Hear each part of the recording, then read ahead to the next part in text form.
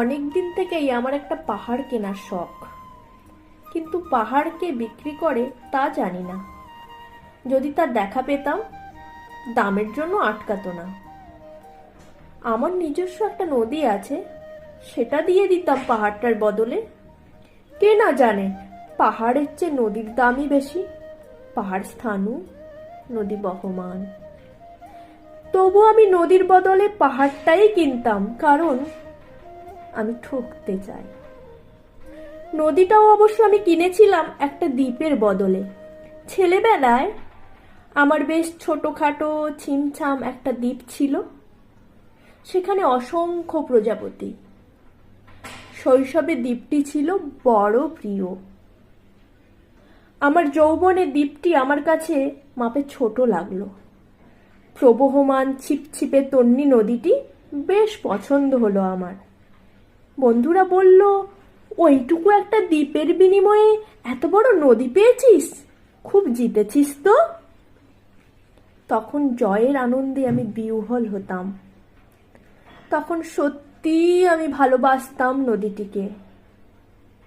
নদী আমার অনেক প্রশ্নের উত্তর দিত, যেমন, বলতো আজ সন্ধেবেলা বৃষ্টি হবে কিনা।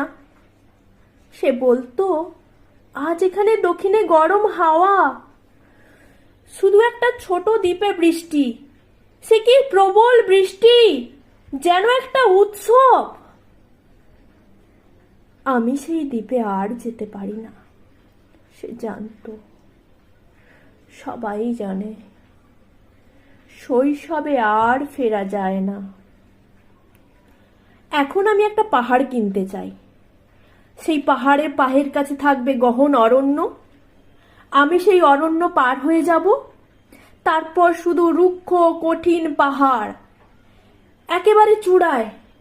মাথার খুব কাছে আকাশ, নিচে বিপুলা পৃথিবী, চরাচরে তীব্র নির্জনতা। আমার কণ্ঠস্বর সেখানে কেউ শুনতে পাবে না। আমি ঈশ্বর মানি না, তিনি আমার মাথার কাছে ঝুঁকে দাঁড়াবেন না। আমি শুধু 10 দিককে উদ্দেশ্য করে বলবো, প্রত্যেক মানুষই অহংকারী। এখানে আমি একা, এখানে আমার কোনো অহংকার নেই। এখানে জয়ী হবার বদলে ক্ষমা চাইতে ভালো লাগে। হে 10 দিক, আমি কোনো দোষ করিনি, আমাকে ক্ষমা করো।